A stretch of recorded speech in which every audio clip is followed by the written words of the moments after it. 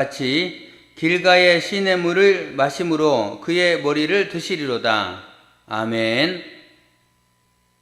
네, 오늘은 대림절 넷째 주일입니다.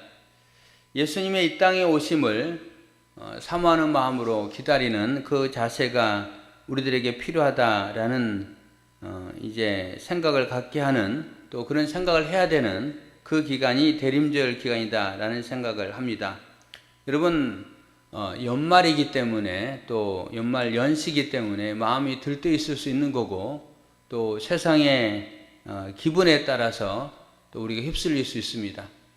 여러분, 요즘 그런 매장에 가보면은 크리스마스를 기념하는 그런 할인 대잔치, 선물 대잔치 이렇게 말하지 않습니다. 홀리데이라고 쓰죠. 홀리데이. 여러분, 홀리데이란 말이 무슨 말일까요? 홀리데이란 말은요, 이제 그 알파벳 철자에 따라서 약간 다르게 두 종류로 구분이 됩니다. 원래 홀리데이라는 것은 이제 그 기독교 안에서 어떤 특별한 날, 이게 홀리데이라는 부분이 되겠습니다. 특별한 날, 그러니까 성탄절, 그 다음에 부활절, 이런 거를 홀리데이라는 종교적인 그런 의미가 있는 그런 말인데, 지금 세상에 쓰는 홀리데이는 그런 의미가 아닙니다. HOLY가 아니고 HOLI, 홀리데이, DAY 그렇게 해가지고 그거는 이제 쉬는 날, 휴식일, 공휴일, 이런 날을 홀리데이라고 합니다. 그래서 그렇게 왜곡해서 세상에서는 이야기를 합니다. 그런 왜곡된 세상의 의미. 그리고 크리스마스가 어떤 의미입니까? 크리스마스라는 말은 그리스도께 예배 드린다라는 의미입니다. 그리스도께 드리는 미사, 마스가 미사라는 말인데, 그래서 그리스도에게 예배 드리는 날이다라는 말입니다. 근데 그런 의미도 사실은 사람들이 모르는 사람들이 점점 더 많아지고 있죠. 그냥 휴일이고 공휴일이고 또 연말에 선물하는 날 이렇게 돼 있습니다. 여러분, 그런 왜곡된 세상의 분위기에 휩쓸려서 우리도 똑같이 따라갈 것이 아니고, 우리는 진정한 크리스마스의 의미를 알아야 될 거고, 그리고 그날을 준비하는 대림절 기간에 우리들은 어떤 마음을 가지고 예수님을 사모하고 또 다시 오실 예수님을 우리가 소망하며 기다려야 되는가 라는 부분들을 살피는 의미 있는 시간들로 가져야 되겠습니다. 물론 오늘 교회에 나오신 우리 성도님 한 분 한 분은 분명한 그런 의미를 가지고 예수님의 이 땅에 오심을 소망하고 기다리는 가운데 대림절 기간을 보내고 있다라는 생각을 해봅니다. 오늘 이제 우리가 살필 시편 110편 말씀이 예수님에 관해서 이야기를 하고 있는 부분이 되겠습니다. 오늘 시편 110편은 다윗의 시라고 되어 있습니다. 다윗이 지은 시라는 거예요. 다윗이 지은 시고, 그리고 이 시는 이제 시편 한 7편 정도가 제왕시라고 되어 있습니다. 제왕시. 주제를 나눈다면 제왕시. 제왕을 높이는 시, 그게 제왕시입니다. 그래서 이 시는 언제 읊혀지냐면은 왕의 즉위식 내지 왕의 대관식, 이때에 이제 읊어지는 시가 되겠습니다. 그래서 왕은 어떤 존재인가, 왕이 어떤 일을 하는 건가 라는 부분들을 오늘 본문 이야기하고 있습니다. 이제 그런 관점에서 오늘 본문을 한번 먼저 살펴보도록 하겠습니다. 1절, 여호와께서 내 주에게 말씀하시기를 내가 내 원수들로 내 발판이 되게 하기까지 너는 내 오른쪽에 앉아 있으라 하셨도다. 여호와께서 내 주에게, 여기서 말하는 주는 왕을 말합니다. 구약적인 관점에서는 하나님 옆에 앉을 수 있는 존재는 왕이라고 생각했습니다. 그리고 이 왕의 역할은 뭐냐면은 다스리는 역할을 합니다. 그래서 다스리는 역할 가운데 2절, 여호와께서 시온에서부터 주의 권능의 귀를 내보내시니, 권능의 귀는 지팡이를 말하는 거고 왕의 지휘봉을 말하는 겁니다. 왕의 통치권을 말하는 겁니다. 그래서 왕이 통치권을 가지고 주는 원수들 중에서 다스리소서, 통치권을 가지고 원수를 다스린다라는 의미. 왕이 하는 거죠. 여호와 하나님을 대신해서 왕이 하는 겁니다. 다시 1절로 간다면은 내가 내 원수들로 내 발판이 되게 하기까지, 원수들이 내 발판이 되게 하기까지, 예전 성경에는 내 발등상 되게 하기까지 이렇게 표현되어 있습니다. 내 발등상, 내 발판 되기까지라는 말은 원수를 제압하고 원수의 목을 왕이 발로 밟는 것을 상징합니다. 그래서 원수를 앞에 넘어뜨리고 그 목을 발로 밟는 거예요. 그 과정이 내 원수들로 내 발판이 되게 하기까지 이런 말입니다. 그때까지 내 오른쪽에 앉아 있으라 하셨도다. 왕에게 권능을 준 거죠. 그렇게 표현을 하고 있습니다. 그 다음에 5절로 내려가면 주의 오른쪽에 계신 주께서 주의 노하시는 날에 왕들을 쳐서 깨뜨리실 것이라. 이 왕들을 쳐서 깨뜨린다는 말은요, 앞부분에 여호와 하나님 옆에 앉은 왕을 말하는 게 아니고 그 왕이 원수들 같은 왕, 다 그때 구약시대에 배경한다면은 주변 나라, 이웃 나라의 왕들을 제압하고 깨뜨릴 거다라는 말입니다. 이웃 나라를 정복한다는 겁니다. 그러니까 어떤 의미냐면은 왕이 즉위식을 하고 그 다음에 왕의 대관식을 할 때에 이 왕은 앞으로 장차 하나님의 권능을 받아 주변 나라를 다 정복할 왕임을 우리는 믿습니다 라는 의미가 있는 겁니다. 그래서 주변 나라의 왕의 그런 발목을 밟는 그런 모습들, 그 다음에 왕들을 쳐서 깨뜨릴 것이고, 그 다음에 6절 문 나라를 심판하여 시체로 가득하게 하시고 여러 나라의 머리를 쳐서 깨뜨리시며, 여러 나라를 심판한다는 겁니다. 지배한다는 겁니다. 머리를 쳐서 깨뜨리신다, 정복한다는 거죠. 그리고 7절 길가에 시냇물을 마심으로 그의 머리를 드시리로다. 길가에 시냇물을 마신다 라는 말은 승리를 상징하는 겁니다. 승리해서 마른 목을 축이기 위해서 물을 마신다는 거예요. 그리고 물을 마시고 그의 머리를 드시리로다. 이스라엘의 왕은 이런 왕이 됐으면 좋겠습니다 라는 그런 바람을 가지고 왕을 찬양하는 시가 되겠습니다. 이게 구약적인 관점이에요. 그래서 이 시편, 오늘 본문 그 110편의 제왕시의 의미를 가진 시가 7편이 시편에 있다라고 말씀을 드렸습니다. 그렇구나 라고 생각할 수 있어요. 근데 여기에 조금 우리가 의아하게 생각하는 부분이 하나 등장합니다. 어떤 부분이냐면은 4절 말씀, 여호와는 맹세하고 변하지 아니하시리라. 하나님은 맹세한 바를 반드시 이루신다는 거예요. 이르시기를 너는 멜기세덱의 서열을 따라 영원한 제사장이라 하셨도다.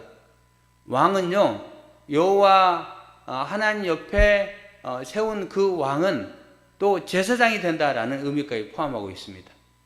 제사장이 된다. 왕의 이치는 제사장이다. 그리고 멜기세덱이라는 이름이 등장합니다.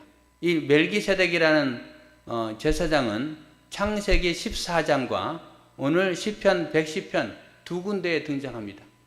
이 멜기세덱은 살렘 왕이고 의의 왕이고 평강의 왕이다 라고 이야기하고 있습니다. 창세기 14장에 보면은.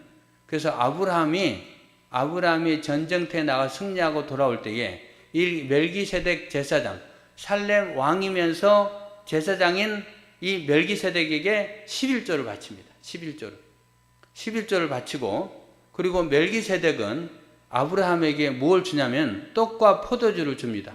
그리고 축복기도 해줍니다. 그게 멜기세덱의 유치입니다. 그리고 멜기세덱은 영원한 제사장이다 라고 말하고 있습니다. 멜기세덱에 대해서 말하기를 그는 시작도 없고 끝도 없는 제사장이다 라고 표현하고 있습니다. 아주 좀 뭐랄까 상상의 제사장, 이게 멜기세덱의 모습입니다. 근데 왕을 제사장이라고도 표현하고 있습니다. 제사장의 위치도 약간 있다라고 할 수 있죠. 그리고 제사장의 그 부분도 차지하려고 월권을 했던 그런 왕들도 있었습니다. 근데 하나님이 치시죠. 사울 왕이라든지 우시야 왕이라든지 그들이 제사장을 대신해서 그 직분을 하려고 하다가 하나님이 치십니다. 아니라는 거예요. 그런데 오늘 이들은 왕이 제사장의 그 모습과도 있다라고 표현하고 있습니다. 그러면 완벽한 왕의 모습은 아니다라고 짐작할 수 있겠습니다. 신약 성경에 오면은 시편 110편 말씀을 인용하는 구절이 무려 14회나 등장합니다. 시편 110편을 인용하는 구절이 14회가 등장합니다. 그 중에서 사도행전 2장 34절에 보면은 다윗이 고백하는 부분이 등장합니다. 다윗. 오늘 본문에 다윗이라고 했잖아요. 다윗의 고백이 사도행전 2장 34절에 이렇게 고백됩니다.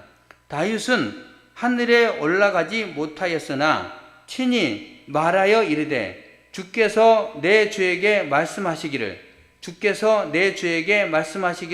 내가 내 원수로 내 발등상이 되게 하기까지 너는 내 우편에 앉아 있으라 하셨도다 하였으니 그런즉 이스라엘 온 집은 확실히 알지니 너희가 십자가에 못 박은 이 예수를 하나님이 주와 그리스도가 되게 하셨느니라 하니라. 다윗의 고백입니다. 십자가에 못 박힌 그 예수를 주와 그리스도가 되게 하셨다라는 그 고백을 다윗을 통해서 하고 있는 모습을 보게 됩니다. 그리고 또 사도행전 7장 55절에 보면은 스데반 집사님에 대해서 이야기를 합니다. 스데반이 성령 충만하여 하늘을 우러러 주목하여 하나님의 영광과 및 예수께서 하나님 우편에 서신 것을 보고 말하되 보라 하늘이 열리고 인자가 하나님 우편에 서신 것을 보노라 한대 라고 스데반 집사님이 본 환상을 이야기하고 있습니다. 하나님 보좌 우편에 앉으신 예수님을 말하는 겁니다.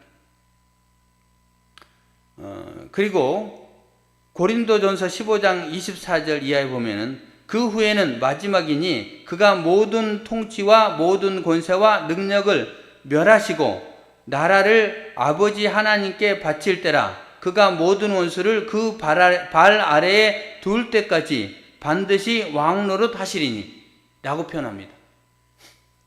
신약 성경에 나와 있는 인용한 시편 중에서 14편 중에서 몇 가지를 소개한 겁니다.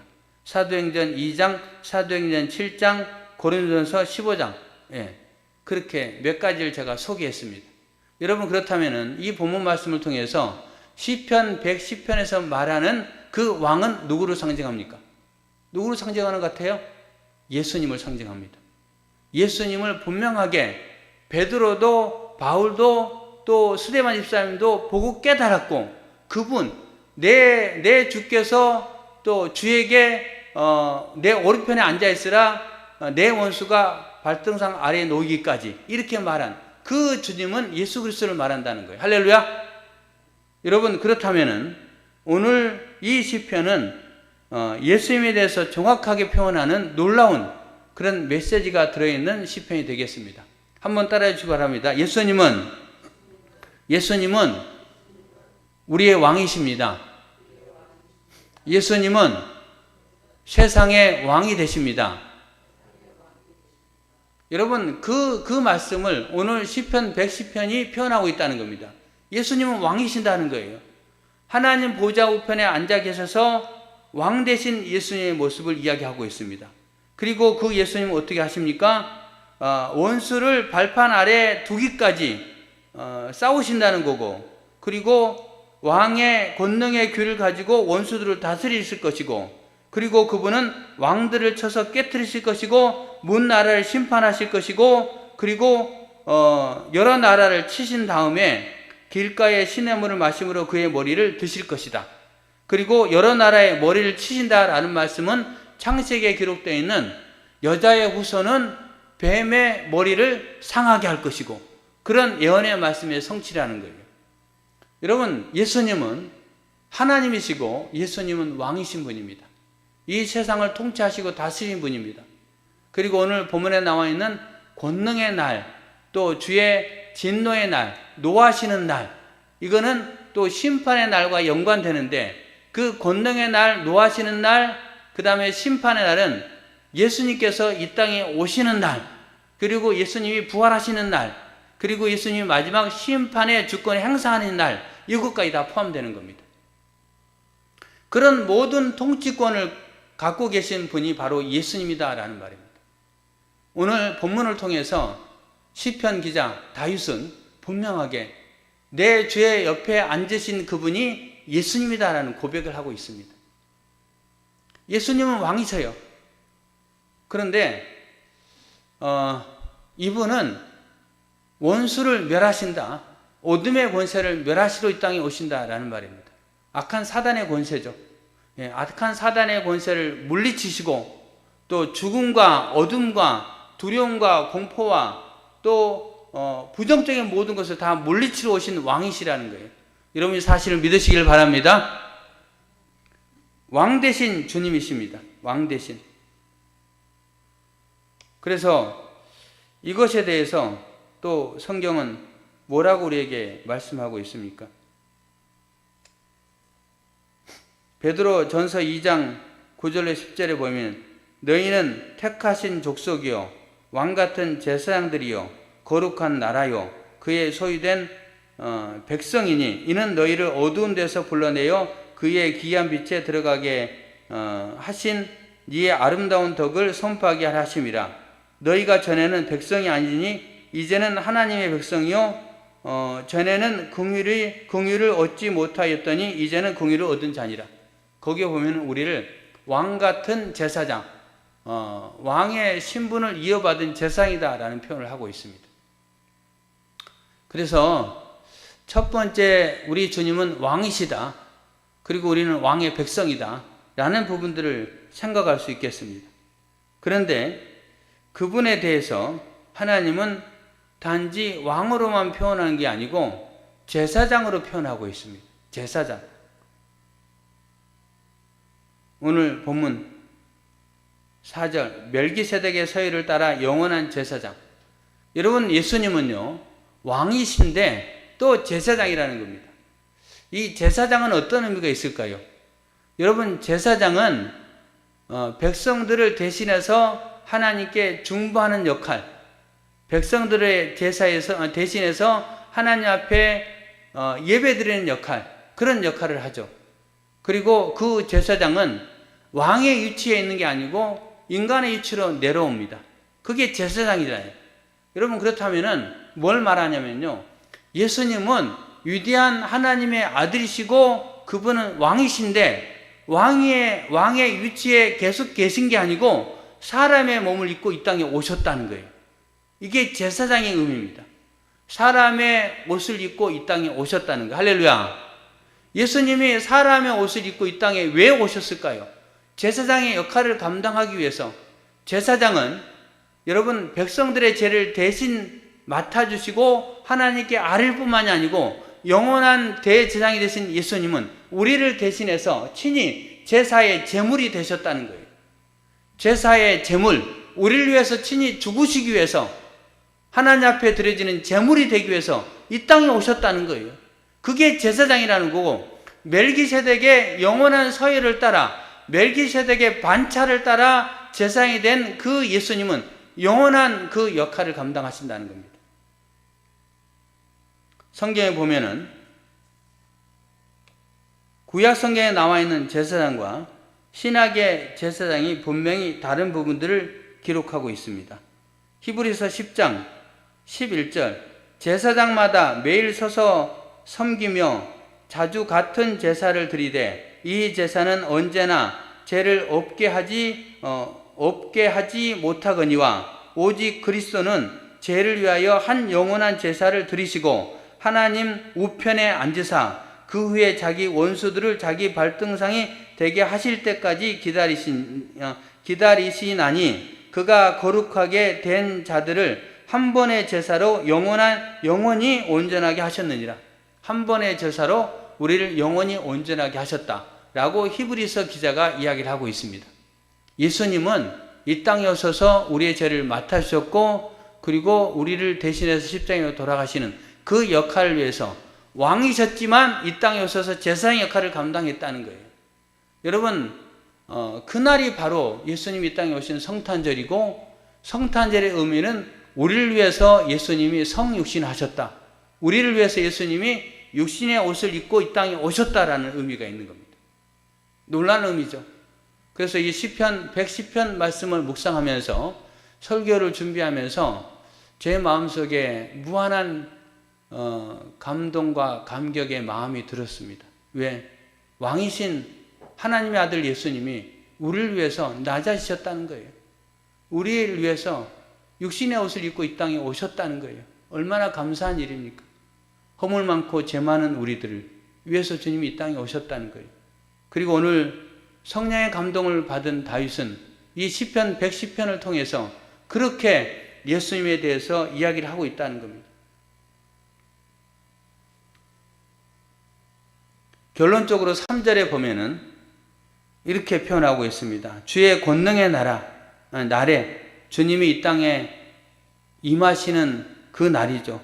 주의 백성이 거룩한 옷을 입고 즐거이 헌신하니 새벽 이슬 같은 주의 청년들이 주께 나오는도다. 거기에 보니까 주의 백성, 주의 청년 이런 말이 등장합니다. 아까 말씀드렸던 베드로전서 2장 9절의 말씀, 우리는 왕같은 제사장의 모습이고 그리고 하나님의 백성이다 라고 말씀을 드렸습니다. 우리는 거룩한 옷을 입은 주의 백성이라는 거예요. 여러분, 거룩한 옷을 입었다라는 말은 무슨 말입니까? 두 가지 의미를 생각해 볼 수 있습니다. 거룩한 옷을 입었다, 우리가 죄에서 벗어나 깨끗하게 됐다라는 말입니다. 거룩한 옷을 다 입게 되는 우리 모두가 되기를 바랍니다. 왜? 주님께서 제사장이 되셔서 이 땅에 오셨고 우리의 죄를 대신 다 맡아주셨잖아요. 그래서 그 주님을 믿는다면 우리는 거룩한 옷을 입을 수 있다는 거예요. 그리고 또 하나의 의미는 거룩한 옷을 입었다는 것은 주의 백성이란 말입니다. 하나님의 백성이라는 거예요. 거룩한 옷을 입은 우리는 하나님의 백성이 됐다는 거예요. 얼마나 감사한 일입니까? 그리고 두 번째, 새벽 이슬 같은 주의 청년들이 주께 나오는도다. 새벽 이슬 같은 주의 청년, 무슨 말일까요? 여러분, 새벽 이슬이라는 것은요, 새벽에 내리는 이슬을 말합니다. 이스라엘은 비가 그렇게 많이 내리는 나라가 아니에요. 사막이 이렇게 전체 면적의 대부분을 차지한 그런 곳입니다. 그곳에는요, 농사를 짓고 그리고 또 과일을 열매 맺게 하기 위해서는 물이 필요한데 그 물은 이슬을 통해서 이루어진다는 겁니다. 그래서 새벽 이슬의 양은 정말 많은 양이 새벽에 이슬이 맺힌다는 겁니다. 그래서 새벽 이슬 같은 주의 청년이라는 것은 새벽에 이슬이 많이 맺혀 있는 청년이라는 거예요. 그리고 이 새벽 이슬은요, 두 가지 의미입니다. 하나는 생명력, 풍성한 생명, 또 하나는 왕성한 활동력, 생명력과 활동이 있다는 거예요. 그리고 그 새벽 이슬은 누가 주냐? 새벽 이슬은 스스로 청년이 새벽 이슬을 받는 게 아니고 주님이 내려주셔야만이 가능하다는 거예요.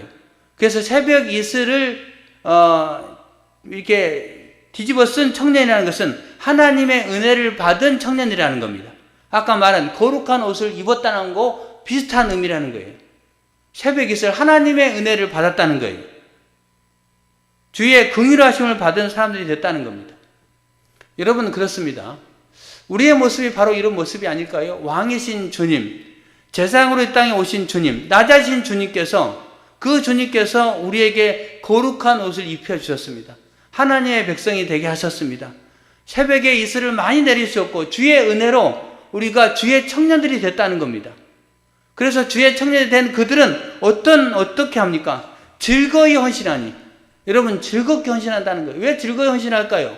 은혜를 받았잖아요. 긍휼을 받았잖아요. 하나님의 은혜로 이 땅에 오신 예수 그리스도, 성탄절의 그 주님을 믿음으로 우리가 거룩하게 됐잖아요. 우리가 새벽 예습을 듬뿍 하나님의 은혜를 받았잖아요. 긍휼을 받은 사람들입니다. 죄로 인해 죽을 수밖에 없는 일이었는데 우리에게 하나님의 은혜가 임했다는 거예요. 그럼 뭐예요? 너무 감사한 일이죠. 그래서 즐거울 수밖에 없는 거예요. 즐거운 마음으로 주님 앞에 헌신한다라고 말합니다. 즐겁게 헌신하고 그리고 주의 청년이 주께 나오는도다. 왜 주께 나올까요? 주께 나온다는 건 뭘 의미일까요? 이것도 두 가지 의미입니다. 하나는 주님의 은혜에 감사해서 주님을 찬양하기 위해서 주께 나오는 거예요. 여러분은 성탄절에 모두가 함께 나와서 주의 이름을 찬양하는 겁니다. 왜? 주님 이 땅에 오셔서 우리를 위해서 십자가 지시고 영원한 멜기세덱의 사회를 따라 제사장이 되셔서 우리를 구원하여 주셨으니 감사합니다. 왕이신 주님께서 낮아지셨군요. 낮아져서 우리의 죄를 다 맡아주셨군요. 얼마나 감사한 일이에요.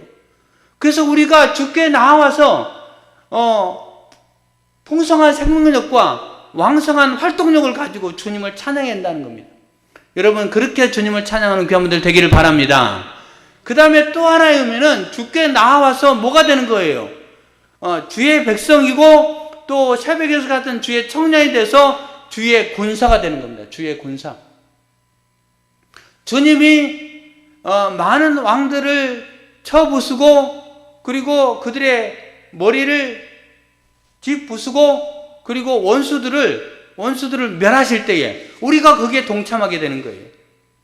여기서 말하는 원수는 사탄 마귀를 말합니다. 수많은 영혼들을 지옥으로 끌고 가는 그 어둠의 권세를 말하는 거예요. 그 어둠의 권세를 박살내는 일에 주님께서 왕이 돼서 출정할 때 우리는 주의 군사가 돼서 주님과 함께 그 원수들을 멸하고 가겠습니다 라는 의미의 주님 앞에 나오는 거예요.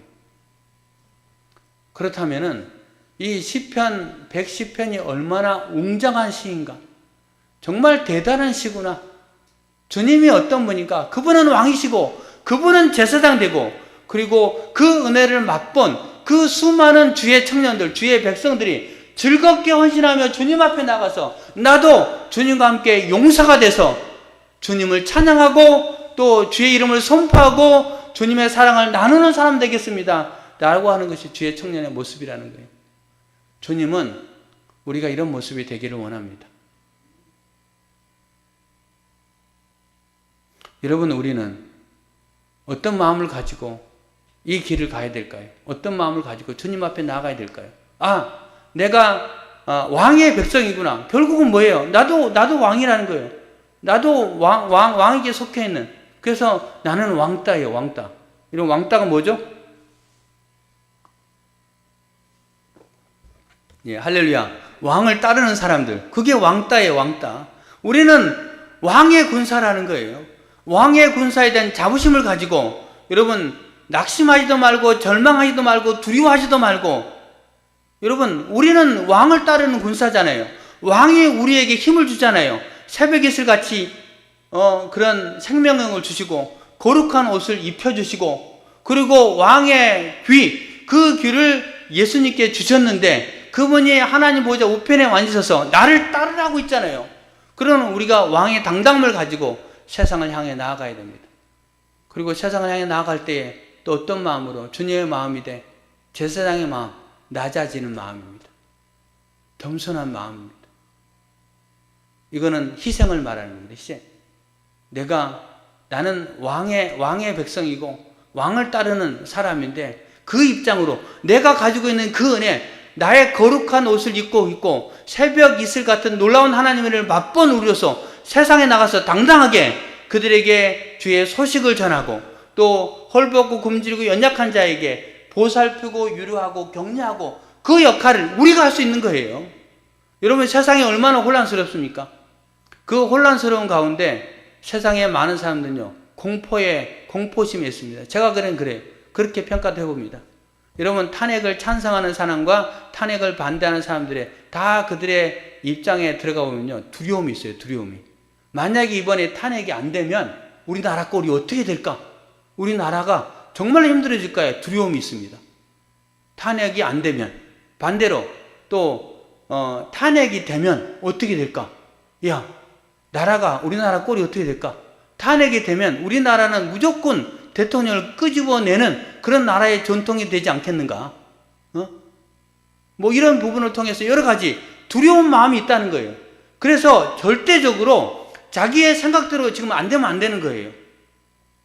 자기 고집이 아닙니다. 상대방이 완전히 그냥 원수예요. 원수고 상대방이 정말 나쁜 사람이에요. 저 사람은 정말로 어리석은 사람들이에요. 그렇게 되면 안 돼 라고 자기의 그런 프레임에 갇혀가지고 이렇게 안 되면 안 돼라는 두려움, 그 다음에 상대방은 다 나쁜 존재, 어리석은 사람들, 이런 관점을 가지고 있습니다. 다 두려움을 갖고 있다는 거예요. 두려움. 여러분 그러면 우리는 뭐예요? 우리는 우리 조교사모님 아까 기도한 대로 하나님의 주권이 우리나라의 주권이 하나님께 있다는 거예요. 하나님이 다 하시는 거예요. 탄핵이 돼도 하나님의 주권 가운데 있고 탄핵이 안 돼도 하나님 주권 가운데 있습니다. 하나님이 이끄시면 돼요. 그래서 주께서 이끄시는 과정 속에 우리는 주님을 따르는 백성으로서, 그 백성으로서 하나님을 믿고 신뢰하며 담담하게 하나님이 이 나라를 보호하실 겁니다. 하나님이 당신을 살리실 겁니다. 하나님만 믿으면 당신이 인생이 바꿔질 수 있습니다. 라고 당당하게 외치는 사람이 되어야 된다는 거예요. 이게 시편 110편의 말씀입니다. 오늘 우리에게 주신 말씀을 붙잡고 우리는 새벽 이슬 같은 주의 청년들이 되어야 됩니다.